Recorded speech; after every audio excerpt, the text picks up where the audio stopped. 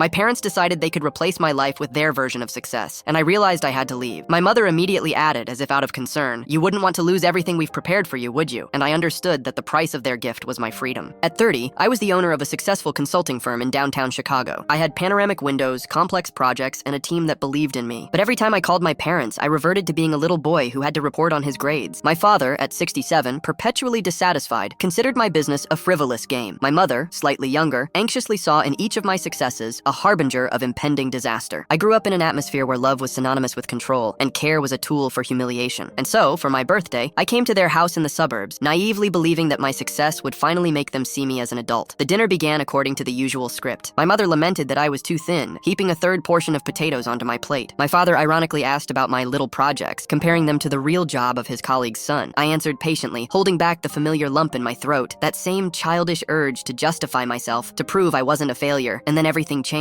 When we moved on to dessert, my father pushed his cup aside. His voice, usually full of condescending irony, became serious, almost solemn. "Jacob, your mother and I have made a decision," he began. "We're getting older. This house, all our savings, the investment portfolio, we want to transfer it all to you. Now." I froze. A thick, heavy silence hung in the air. I couldn't believe my ears. It was something I had never expected, an acknowledgement, a sign of trust. But I knew my parents too well. "But there is one condition," my father continued, and his gaze became as hard as steel. "You will close your little office. Enough playing businessman. An old friend of mine, Michael, has a place for you at his corporation. Head of a department, a stable salary, health insurance, a retirement plan, a normal, respectable job." My mother immediately chimed in, her voice dripping with false concern. "We just want you to be secure, son, so that we can sleep peacefully knowing you're safe." In that moment, I understood everything. This wasn't a gift. It was an ultimatum. Not a life raft, but a gilded cage. They weren't proud of me. They wanted to erase everything I had built myself, everything that made me independent of them, and replace it with their version of success. They weren't trying to help me. They were trying to buy me. To buy my will, my ambitions, my life. To finally make me into the son they had always wanted. Obedient, predictable, and completely under their control. I looked at their faces, expectant, certain of their own righteousness. And for the first time in my life, I didn't feel the fear of disappointing them. I only felt a cold, ringing calm. "Thank you, but no," I said quietly, but firmly. My father's face twisted. The mask of the caring parent fell away, revealing cold fury. "What do you mean, no?" he hissed. "We are offering you a secure life and you refuse? You're offering me your life, not mine," I replied, standing up from the table. "And I am quite satisfied with mine." "So you've made your choice," my father snapped, his voice icy. "Don't expect anything more from us." I nodded silently and walked to the exit. I felt no anger, no resentment, only the bitterness of losing a final illusion. Stepping out onto the dark street, I took a deep breath of the cool air. That evening, they had wanted to buy my future, but instead, I had finally bought myself back.